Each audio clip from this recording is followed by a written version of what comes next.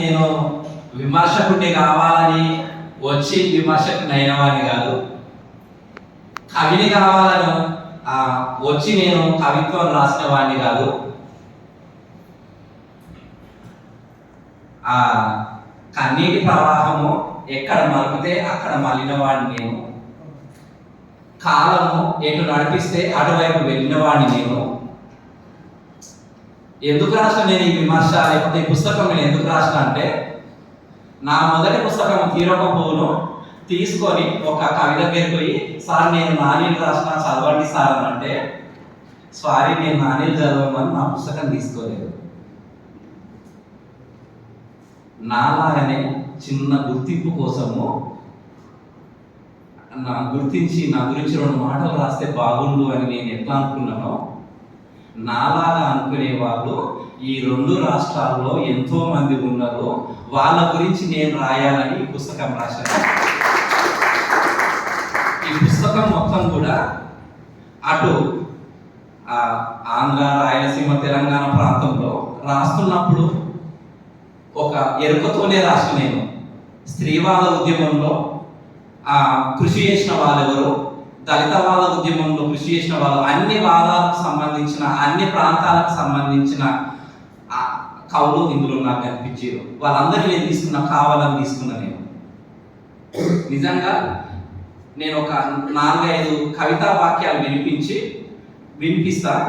ఒకవేళ మీకు నచ్చితే క్లాప్స్ కొట్టండి, లేకపోతే మామూలుగా ఉండండి. అవి ఈ ధాన్యపు రాశిలో ఉన్న కవులకు సంబంధించిన పాదాలు. 2 చేతుల విత్తనం వేసే మా అవ్వ, 2 చేతుల విత్తనం వేసే మా అవ్వ ఒక ద్విపద పద్యం. నచ్చితే క్లాప్స్ కొట్టండి. మనం నవ్వితే నవ్వేది, ఏడ్చితే ఏడ్చేది అద్దం మాత్రమే కాదు, అమ్మ కూడా. అన్నం పెట్టే రైతును, ఆడపిల్లను కన్న తండ్రిని తలెత్తుకొని బతకనిచ్చే దేశమా ఇది. అన్నం పెట్టే రైతును, ఆడపిల్లను కన్న తండ్రిని తలెత్తుకొనిచ్చే దేశమా ఇది. ఒక ముసలమ్మ జోగిని వ్యవస్థలో ఉన్న ఒక ఆమెకు డెత్ సర్టిఫికేట్, అంటే భర్త చనిపోయినట్టు డెత్ సర్టిఫికేట్ ఇస్తే పింఛన్ ఇస్తామని చెప్పినట్ట. అప్పుడు ఒక కవి ఏమని రాసిందంటే, దేవుడు దచ్చినా బాగుండు నాకు పింఛన్ అన్న వచ్చేది అని రాసిందంట. ఈ కవితా వాక్యాలు పెద్ద పెద్ద కవులు రాసినవి కావు, ఇంకా వెలుగులోకి రాని చాలా మంది రాసిన కవితా వాక్యాలు ఇవి. ఈ కవితా వాక్యాలను చదివి వీళ్ళ గురించి ఒక 2 మాటలు రాస్తే బాగుండు. అది విమర్శ అంటే అది మేధావుల భాష, మేధావుల శాస్త్రం అని అనుకుంటున్న సందర్భంలో, విమర్శ అంటే మనం మాట్లాడుకున్నట్టు కూడా రాయొచ్చు అన్న ఉద్దేశంతో నేను రాసినాను. మీరు ఈ కవితా పాదాలు వినిపించినప్పుడు మీరు కొట్టిన చప్పట్లు ఉన్నాయి కదా, అన్నింటికంటే నిజమైన విమర్శ ఏంటంటే ఆ చప్పట్లలోనే మనం తెచ్చిపోతుంటుంది. ఒక సందర్భంలో ఒకసారి నన్ను అడిగిండు, గోపాల్ నువ్వు శ్రీశ్రీని చదువుకున్నావా, రావిశాస్త్రిని చదివినవా, కేవైఎన్ పతంజలిని చదివినవా అని అడిగిండు. సార్ నేను వాళ్ళందరినీ ఒక్కరిని చదవలేదు, నేను ఎంఎం వినోదిని అక్కని చదువుకున్నా సార్, నేను వేణుగోపాల్ని చదువుకున్నా సార్ నేను అని చెప్పిన. ఇంకా గోపాలు ఎవరెవరిని చదువుకుంటూ అని అంటే, ధాన్యపు రాశిలో ఉన్న ఈ 60 మందిని చదువుకుంటూ. ఇది నేను చదివినా అని చెప్పనీక నేను రాసుకున్న లేఖనిది. నేను నాగిళ్ళ రమేష్ అన్న ఇద్దరం ఒక 3 సంవత్సరాల పాటు 100 మంది గురించి రాసినాము. ఆ 100 మంది కూడా అసలు పుస్తకం వేయను. కొంతమంది జస్ట్ ఒక కవిత మంచిగా రాస్తే ఆ కవిత మాకు నచ్చి కవిత నిర్మాణ విషయాలు మేము చెప్పుకున్న విషయాలు ఇందులో ఉన్నవి. ఇంతకుముందుకు సిద్ధార్థన్న చాలా బాగా చెప్పిండు. అంటే ఆ లేఖా రూపంలో ఉన్న విమర్శ ఎట్లుంటుంది, లేఖా రూపం ఏంటి, విమర్శ ఏంటి అని చెప్పిండు కదా. ఇవి మేము రాయడానికి ప్రధాన కారణం ఏంటంటే, హనుమన్ల భూమయ్య సారు కర్పూర వసంతరాయలు అనే పుస్తకం మీద విమర్శ రాసిండు.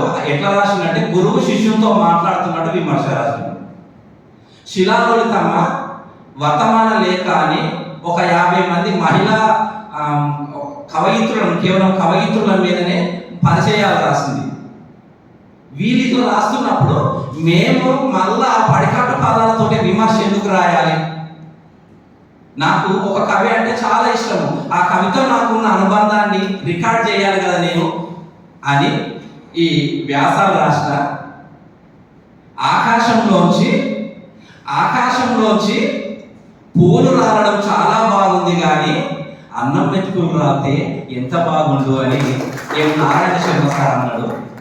ఆ వాక్యాలు చదివి ఎట్లయినా సరే సార్కు నేను ఒక మంచి లేఖ రాయాలని, వాళ్ళు ఏ కులము, ఏ మతము, ఏ ప్రాంతము, ఏ దాంతో నాకు సంబంధం లేకుండా ఆ వాక్యాలను పట్టుకొని వాళ్ళ సాహిత్యాన్ని మొత్తం ఒక 15 రోజుల గడువులో, ఒకవేళ ఎంఎం వినోదిని అక్క గురించి నేను రాస్తే ఆ 15 రోజులలో అక్క రాసిన కథల పుస్తకాలు చదివిన, అక్క రాసిన పిహెచ్డి గ్రంథం తెప్పించుకొని చదివిన, వేగు చుక్కలు అని వీరబ్రహ్మేంద్ర స్వామి మీద రాసిన విమర్శలు మొత్తం చదివి నాకేమర్థమైంది, ఒక కవిని చదువుతున్నప్పుడు నాకేమర్థమైందో నాకు నచ్చిన భాషలో ఈ వ్యాసాలు రాయడానికి ప్రయత్నం చేసిన. అసలు ఈ విమర్శ అంటే ఏందో నాకు ఇప్పటికీ తెలుస్తలేదు. అంటే చాలా మంది కూడా నేను కవిత్వం రాస్తే అది కవిత్వం కాదు, ఏదన్నా విశ్లేషణాత్మకంగా వ్యాసాలు రాస్తే అవి వ్యాసాలు కావు, విమర్శ కాదు, నా జీవితానికి సంబంధించిన 4 ముచ్చట్లు చెప్తే అవి కథలు కావు.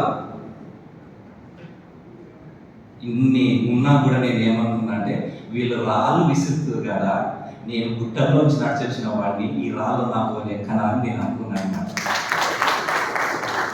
అయితే ఇక్కడ తండా హరీష్ అన్న రొట్టెలమ్మలు అనే ఒక పోయం రాసిండు. సాయంత్రం పూట రొట్టెలమ్ముకునే వాళ్ళ గురించి రాసిండు. అట్లనే ఆ బార్లో పనిచేసే ఆ అమ్మాయిలు వాళ్ళ పెదాల వెనుక ఎంతో దుఃఖం ఉంటుందో రాసిండు. ఇట్లాంటి ఆధునిక జీవితాన్ని వాళ్ళు ఎట్లా కవిత్వం చేసిండ్రు అని నేను ప్రధానంగా నా విమర్శ వ్యాసాలు చెప్పిన. ఉదాహరణకు మన సుక్కర గోపాల్ అన్న కొప్పటి మాస్టర్ మీద ఒక కవిత రాసిండు. ఆయనకు చరిత్ర ఇష్టం, కవిత్వం ఇష్టం, కవిత్వం కన్నా చరిత్ర ఇష్టం, అమ్మ ఇష్టం, నాన్న ఇష్టం, అమ్మ నాన్న కన్నా తన సగం ఇష్టము అని సుక్కర గోపాల్ అన్న కొప్పటి మాస్టర్ మీద రాసిండు. ఈ కవితా నిర్మాణం ఎక్కడి నుంచి తీసుకుంటే కొప్పటి మాస్టర్ తన భార్య మీద సుశీల అని పోయం రాసిండు. ఆ పోయం యొక్క నడక ఏ విధంగా ఉంటుందో గోపాల్ అన్న పోయంలో ఉన్న నడక కూడా అదే విధంగా ఉంటుంది. ఇది నేను చూసిన పరిశీలన. ఆ పరిశీలనను నేను నా వ్యాసంలో రాసిన. పరిశీలన రాయడం కూడా కవిత్వమే, ఒక దాన్ని చదివినప్పుడు అని ఒక ఎరుకతో నేను ఇది రాసిన. ఇంకా అంటే విమర్శ అనేది నాకు అంతా తెలిసి నేను ఇది రాయలేదు. ఉదాహరణకు వేణుగోపాల్ సార్ మీద కవిలేఖ రాస్తున్నప్పుడు నాకు విప్లవం అంటే తెలియదు, మొత్తం రాజకీయ కవిత్వం రాసింది వేణుగోపాల్ సార్. రాసినప్పుడు ఎవరినో అడగడం ఎందుకు, నాకు ప్రత్యక్షంగా కవితో అనుబంధం ఉంది అని ఆ కవికే ఫోన్ చేసి, సార్ మీరు ఎక్కువగా రాజకీయ కవిత్వం రాశారు కదా, ఆ కవితల వెనుక ఉన్న నేపథ్యం ఏంటి అని సార్ని అడిగి దాన్ని రికార్డ్ చేసుకొని నాకు అర్థమైన భాషలో నేను రాసిన. ఒక విమర్శకుడికైనా ఒక పాఠకుడికైనా అన్నీ తెలవాల్సిన పని లేదు. ఒకవేళ ఇట్లా ఈ విధంగా తెలుసుకొని మనకు ఆ సమకాలీనంలో ఉన్న కవుల గురించి రాసినాం కాబట్టి ఒక పదం అక్కడ ఎందుకు ఎట్టిండు, ఒక వాక్యం ఎందుకు ఎట్టిండు అని తెలుసుకునే ఒక అవకాశం ఉంటుంది కాబట్టి ఆ విధంగా తెలుసుకొని రాసినాం. మువ్వా శ్రీనివాస్ సార్ గురించి నేను రాస్తూ గంభీరంగా కనబడే మృదువైన వాక్యం మీరు అని చెప్పిన. ఆ ఒక్క వాక్యంలోనే తన వ్యక్తిత్వము, తన రూపురేఖలు, తన మనస్సు మొత్తం వచ్చేటట్టు నేను అందులో చెప్పిన. దీని విమర్శ అందామా? సార్ కూడా మొదటిది సమాంతర ఆ పుస్తకం రాసినప్పుడు మొత్తం దయ్యాల మాణిక్యం, మానవ అనుబంధాలు రాసిండు. అదే 6th ఎలిమెంట్ తర్వాత దాంట్లో అమెరికాకు సంబంధించిన పోయమ్స్ రాసిండు. అమెరికా ఆ జీవన విధానం ఎట్లా ఉంటుందో నాకు తెలియదు కదా. సార్ ఫోన్ చేసి, సార్ నాకు ఈ కవితల్లో నాకు ఈ డౌట్లు ఉన్నాయి, మీరు చెప్తారా అని అడిగి నేను తెలుసుకోవడానికి ఈ లేఖలు రాసుకున్నా అంతే. సాహిత్యాన్ని నేను ఎట్లా అర్థం చేసుకున్నాను చెప్పలేక నేను ఈ లేఖలు రాసిన. మొత్తం నాకే వస్తుంది ఈ తెలుగు ప్రపంచము, లేకపోతే తెలుగు సాహిత్యాన్ని నేను ఈదిన అట్లాంటి ఎట్లా ఆ భావనతోటి కాదు. ఇంకా ఒక సాహిత్య వ్యాసము నా ఇంగ్లీష్ కొటేషన్స్ పెట్టి రాస్తే అది ఒక ప్రామాణికమైన వ్యాసంగా నిలబడుతుంది కదా. అట్లాంటి పనులు ఏమి నేను చేయలేదు. ఎందుకంటే నేను ఇంగ్లీష్ సాహిత్యం చదువుకొని వచ్చినోడిని కాదు కదా. నాకు పర్సనలీ శ్రీధర్ బాబు గురించి నేను మాట్లాడవలసి వస్తే ఆ పర్సనల్ శ్రీధర్ బాబు గురించి ఇందిరాగాంధీ శ్రీకాంత శర్మ వాక్యాలు తీసుకొని నేను ప్రస్తావించిన. ఒక చందు శివన్న వాచ్మెన్ కవిత రాస్తే వాచ్మెన్ గా ఉంటూ కవిత్వం రాసిన లింగన్న గురించి నేను ప్రస్తావించిన. అట్లా ప్రస్తావించడం కూడా విమర్శలో భాగమే అని నేను అనుకుంటున్నాను. ఇంకా ప్రధానంగా ఒక ఒక పుస్తకాన్ని చదివినప్పుడు నేను ఎట్లా అనుభూతి చెందిన, ఆ అనుభూతి చెందడము ఒక నా మొదటి పరికరంగా తీసుకున్నా. దాంతోపాటు ఆ కవిత్వం ఉదాహరణకు ఆ వలస గురించి జబేర్ పాషా అన్న రాస్తే ఇట్లాంటి కవితలు వలస మీద రాష్ట్ర కవులను తెలుసుకొని వాళ్ళని ప్రస్తావించిన. వాళ్ళకు ఈయనకు తేడా ఏందని చెప్పుకుంటూ వచ్చిన ఒక తులనాత్మక అధ్యయనంతో నేను తీసుకొని వచ్చిన.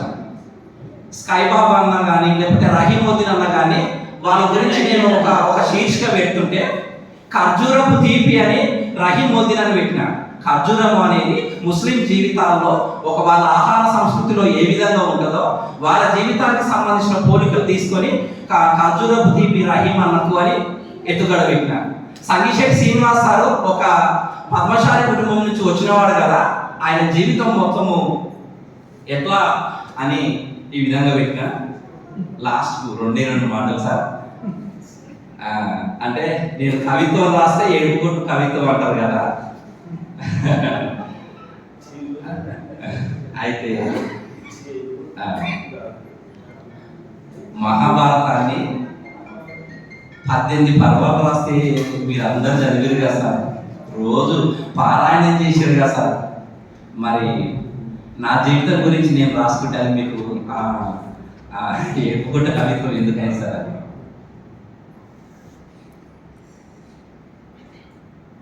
కన్నీరు లేకపోతే అనుమానించాలి కానీ కన్నీరు ఉంటే మనిషిని అనుమానిస్తాం సార్ మనం. Thank you.